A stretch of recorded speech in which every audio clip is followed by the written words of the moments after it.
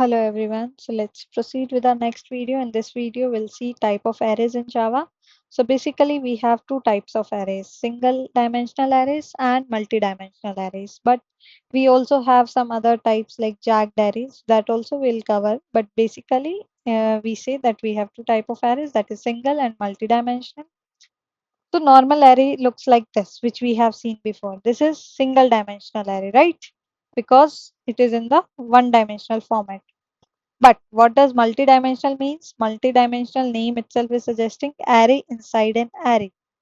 It either looks like a matrix or a table. It would be something like this. It will look like this. It will have some columns and it will have some rows, right?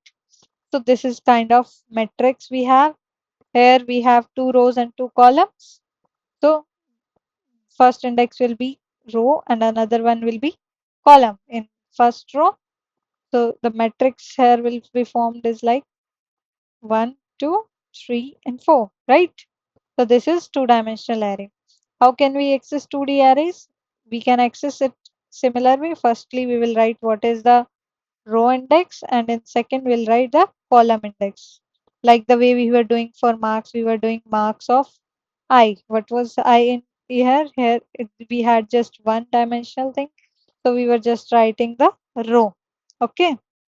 But when it comes for row and column, we will write first index because this index will be 0, 0. 0th row, 0th column. This one will be 0th row, first column. This one will be first row, but 0th column. First row and first column. So these four will be the indexes values, right? Now default values in array, this we haven't seen in previous video. If we don't assign any value to array, what will happen? For example, if we have integer array here of size 3 and we just try to, we haven't assigned any value and we try to access the value at index 0, 1 or 2 or 3, it will give us 0 because it was of int data type. What if instead of int here we must be using double? If we will be using double, it must have given the output as 0.0.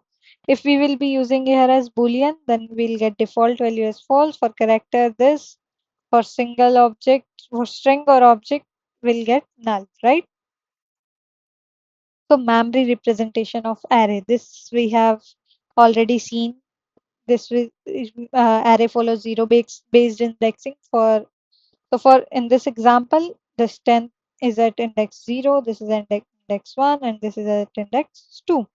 So and they are also stored in a continuous memory location. If we have big memory, so this will be stored in continuous memory location 10, 20, and 30. Now I was telling you in previous video that I'll teach you about array index out of bound exception. This is the most common error in arrays which occurs when index is invalid. For example, you have just two values like 0 and 1, right? And size of the array also you have two, but you try to access a value at index 5. So it is not a valid index because we have the size already defined as 2. Predefined size we have not predefined, we'll call user defined size, we have given it as 2. But if we try to access value at index 5, which is not even existing, then it will give us in array index out of bound exception, right? Now what are the advantages of array and disadvantages of array? Array can store multiple values of same data type. Always remember, of same data type. And this way we can easily manage data. For example, student marks in a class, we can easily store past access using index. For example, if you want only a particular value, if an array is of size 1000, right, and you want to find a value at index 950, you can easily find. Just you need to write array name and the index for which you want to fetch the value, right? It is also memory efficient and useful with loops. But what are the disadvantages of array? That the size is fixed. We can't change the size of array at the runtime. But later with the collection framework, we got some with collection framework, we got something which is like overcoming the limitation. We got an array list. This data type is overcoming this fixed size problem of arrays. Same data type only in arrays. Yeah, this is also a problem. What if we want to store different like integer string values? Then this is not possible in array, and insertion and deletion is difficult. For example, if you want to insert something at a particular location, you have to traverse like this way now, because all are stored in a continuous memory location, right? And memory wastage possible because sometimes a lot of memory is being used by some of the values which are of no use for us. This is a general example of array in which we have class called array example. Then we have a main method in which we have a array with a variable array named as marks, and here we are printing the marks at all the indexes, right? Here output will be 90, 85, 70, 95 and 88. It will be printed, right? Now, next, what common mistake students make is they start index from 1, but what you know is in array, it's a zero based indexing. Always remember, right? Don't get confused with indexing in array. It is always zero based indexing. So for the first element, you have to access it using ARR of 0 to access first element. And using invalid index can cause array index out of bound exception. So prevent this. Also, always make sure if you are accessing some value, the index of that value is already existing. The size of the array is that till that capacity or more than that capacity. It should not be less than that capacity.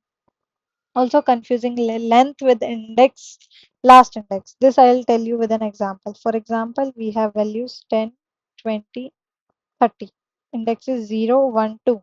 Now, if someone asks you what is the length of array, you will say the length is 3 because it contains 3 elements.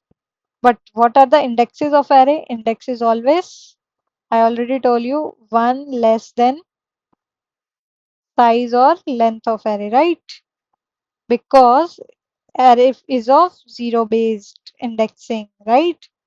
So the indexes will be from one less than the size of array, that is 2. So we have ARR of array of 0, array of 1 and array of 2 only here, right? These three only possible if we have 3 elements. Now one super short revision will be array stores multiple same type values, right? It uses zero based indexing. First index can be, you can use 0 in this brackets to fetch the value present at index number 0 or first element. It has a fixed size. You can declare array this way. You can create array like this.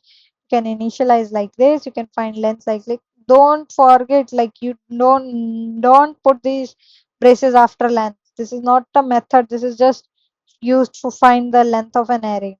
And loops are used for traversal, for and enhanced for loop. Enhanced for loop is also known as for each loop. Okay. And invalid index causes exception.